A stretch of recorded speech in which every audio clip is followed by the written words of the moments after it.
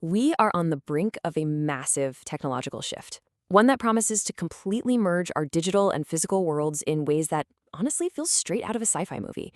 But behind all that excitement, there's this huge global tug of war brewing over a simple question: who actually gets to write the rules for this new reality?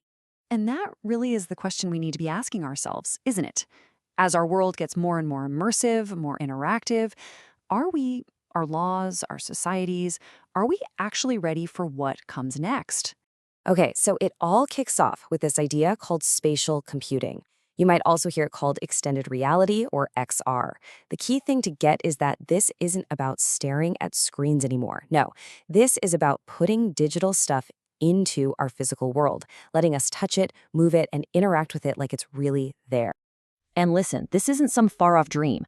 We're talking soon. Like by 2026, analysts are saying that augmented reality smart glasses are going to be a common thing, working right alongside our phones, doing things like translating conversations in real time, right before your eyes. In fact, you've probably already seen the first wave of this.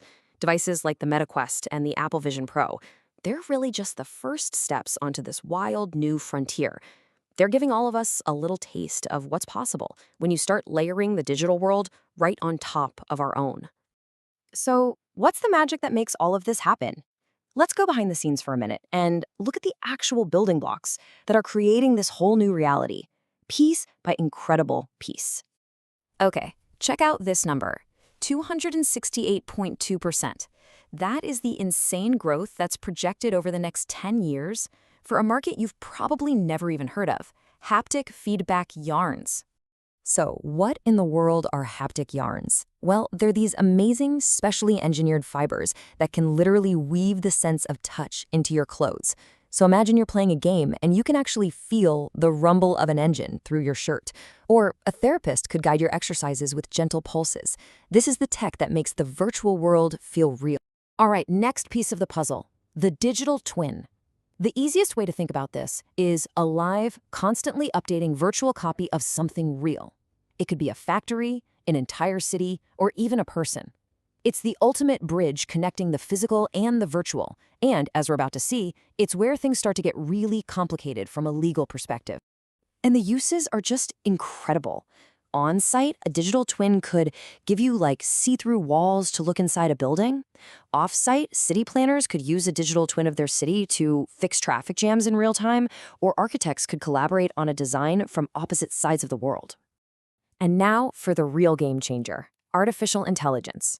We're talking about moving way beyond the kind of scripted characters you see in video games today.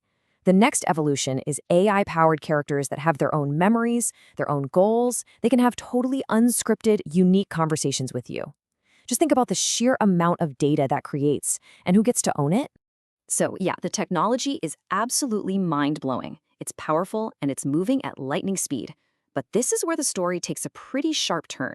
Because while the tech is global, the rulebook, well, the rulebook is falling apart.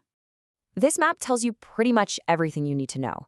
The risk of getting sued over data is completely different depending on where you are in the world. There's just no single standard. We're trying to build a global future on top of a totally fractured legal foundation. And that creates this massive problem.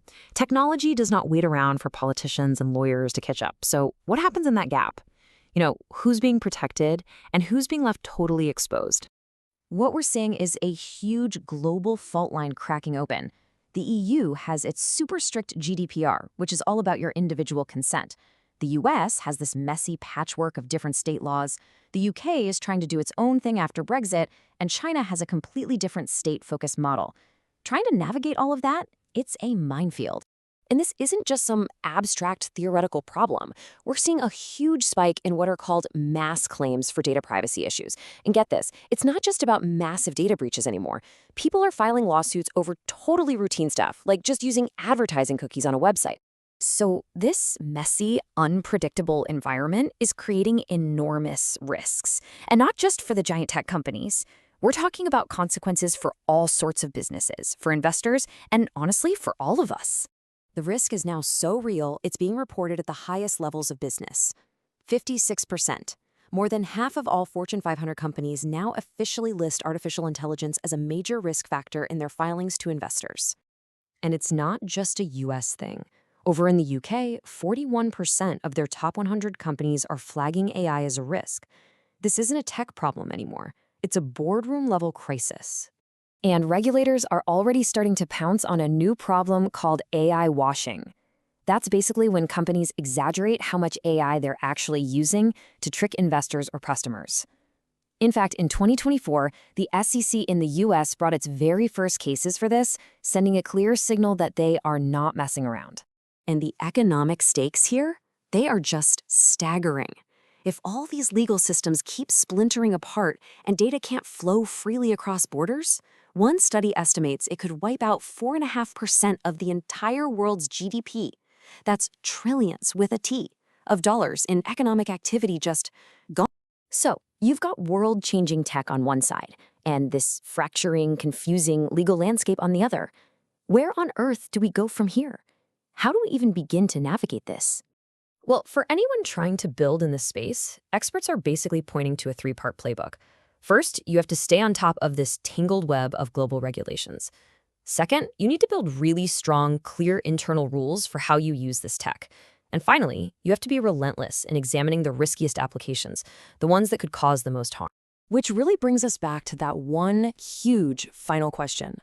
As our physical and digital lives become one and the same, who gets to decide how it all works? Is it the tech visionaries, the government regulators, or is it us? The future is literally being written as we speak, and the answer? Well, it's anything but clear.